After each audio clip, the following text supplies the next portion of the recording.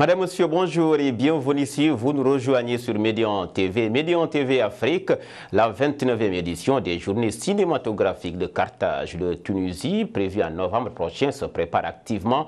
D'ailleurs, la délégation tunisienne était en visite à Dakar, au Sénégal, du 7 au 10 août dernier. Le Sénégal est d'ailleurs l'un des 3 pays invités d'honneur de cette édition. Pour en parler, je reçois sur ce plateau Hugues Diaz. Bonjour Hugues. Bonjour, M. Diallo. Vous êtes le directeur de la cinématographie du Sénégal. Alors, les journées cinématographiques du Sénégal se préparent activement. Elles sont prévues au mois de novembre prochain en Tunisie. Pendant ce temps, en Afrique, l'industrie cinématographique reste inégalement développée entre les différentes nations. Dans la plupart des pays africains, on note une production en temps de scie. Comment expliquez-vous cette évolution ? Bon, écoutez, une évolution à dents de scie, c'est vrai, assez relativement, mais il faut se dire, dans un contexte général en Afrique, qu'il y a une évolution. Il y a une évolution. Aujourd'hui, les pays produisent beaucoup. Les produits produisent beaucoup du fait de l'avènement de la technologie numérique. C'est plus comme avant l'argentique. Aujourd'hui, le Sénégal, qui peinait à produire, par exemple, 2 longs métrages tous les 5 ans, aujourd'hui va jusqu'à 6 longs métrages, voire 8 longs métrages tous les 2 ans. Et idem pour, je ne parle même pas des contenus courts ou des séries audiovisuelles qui sont à profusion dans un bon nombre de pays africains. Donc il faut relativiser. Il y a de la production aujourd'hui en quantité. C'est vrai, le problème, c'est... La production, c'est une chose, la consommation en est une autre. Voilà, donc je voulais aborder cette question donc, de la diffusion, de l'exploitation, qui est en fait le nœud du problème de l'industrie cinématographique africaine, et plus particulièrement le Sénégal. Aujourd'hui, les salles de cinéma, bien vrai, font défaut. Hein, aujourd'hui, avec l'avènement du numérique, c'est vrai, les salles à mettre en place coûtent très cher. Aujourd'hui, c'est les DCP. Sur ce plan d'ailleurs. Mais concernant l'industrie cinématographique en Afrique, c'est vrai qu'on a noté le cas du Nigeria avec Nollywood. On ne va jamais parler assez. Mais qu'est-ce qu'il faudra faire aujourd'hui pour relever véritablement les défis pour promouvoir l'industrie cinématographique africaine de façon beaucoup plus globale? C'est d'abord une volonté politique. Une volonté politique et un engagement politique. Parce qu'une volonté politique ne suffit pas, c'est bien, mais un engagement politique pour quand même mettre en branle tout ce qu'il faudrait faire pour une industrie. Une industrie, c'est des infrastructures. C'est d'abord un environnement juridique, un environnement économique, un environnement humain, où il faut que l'État d'abord amorce quelques éléments de réponse liés à la formation. Il faut de grands instituts de formation dans les métiers de l'audiovisuel et du cinéma.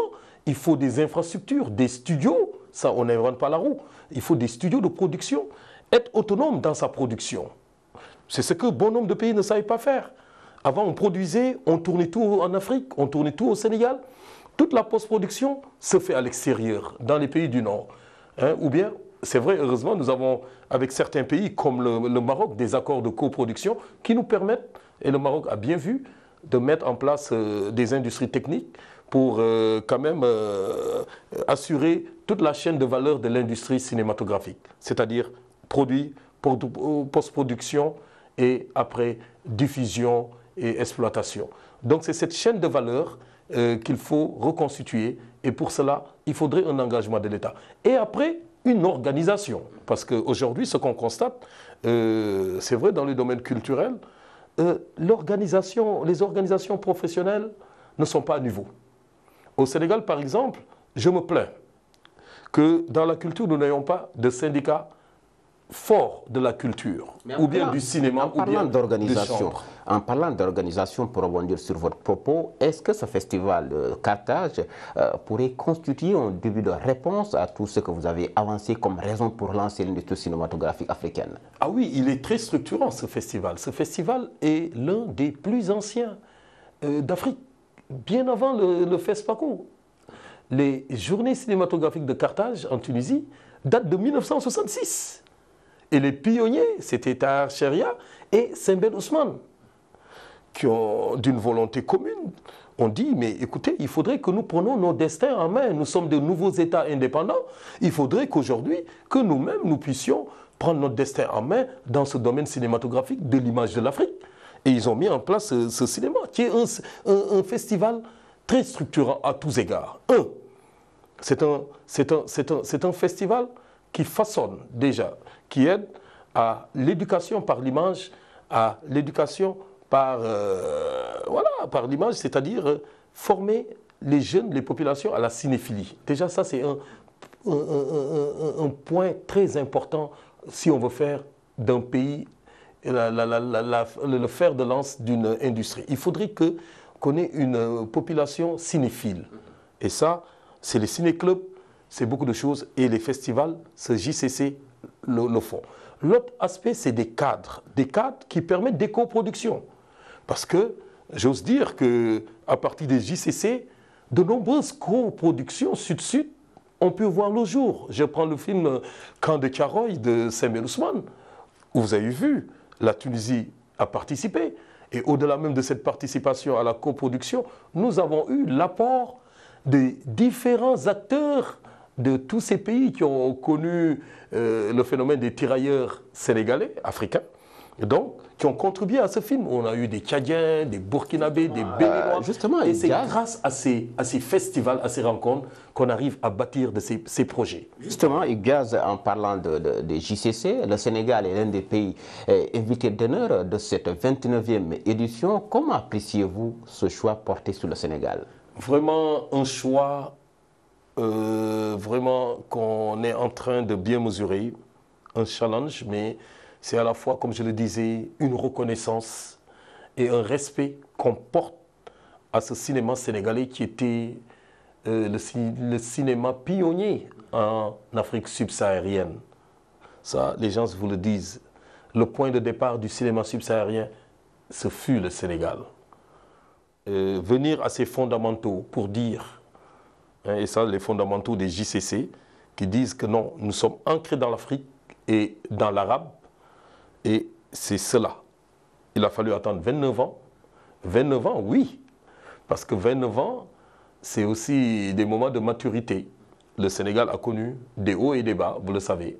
État pionnier du cinéma, nous sommes retrouvés après dans une crise. Et aujourd'hui, le cinéma sénégalais est en train de montrer des signes de satisfaction. Et concrètement, qu'est-ce que le Sénégal entend proposer lors de cette édition? Mais c'est toute sa diversité de sa production, des pionniers à cette nouvelle production, à cette nouvelle création des jeunes. Parce que vous savez qu'aujourd'hui, le cinéma africain est dominé par les Sénégalais. Je donne l'exemple de Alain Gomis. En moins de deux éditions de FESPACO, il remporte 2 étalons d'or. Je parle de ces jeunes comme Angèle Diaban, qui sont en train de faire sensation, Khadijatou Pouy, Ousmane William, c'est la génération intermédiaire, Moussa Touré, les générations intermédiaires, qui tiennent la dragée haute. C'est cela que nous allons montrer au JCC, cette trajectoire évolutive du cinéma des Sénégalais et surtout des efforts que l'État est en train d'entreprendre grâce à la mise en place de ce fonds de promotion de l'industrie cinématographique audiovisuelle qui est un fer de lance de cette politique cinématographique. Parlant des fonds, après plus d'une décennie d'inactivité, le gouvernement du Sénégal s'était engagé dans un plan de rétablissement de l'industrie cinématographique, une décision qu'il avait prise à la suite de la demande des cinéastes de réclamer la réouverture des salles de cinéma pour aider à relancer son industrie. Où est-ce que vous en êtes avec ce projet? Nous y sommes à plein. Et vous savez, l'État n'est pas à sa première expérience. Depuis le temps de Senghor, depuis les années 70 jusqu'aux années 89, avant les politiques d'ajustement structurel, donc moins d'État, mieux d'État, l'État a toujours mis de l'argent. Et nous avons été l'un des premiers pays à expérimenter le financement du cinéma par des banques.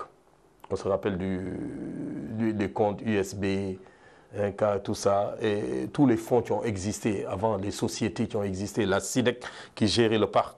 Hélas, bon, tout cela est passé derrière nous. Et aujourd'hui, l'État a su mesurer ce que représente sa culture et son cinéma. C'est pourquoi tous ces efforts qu'il fait. Le cinéma, vitrine de la culture sénégalaise.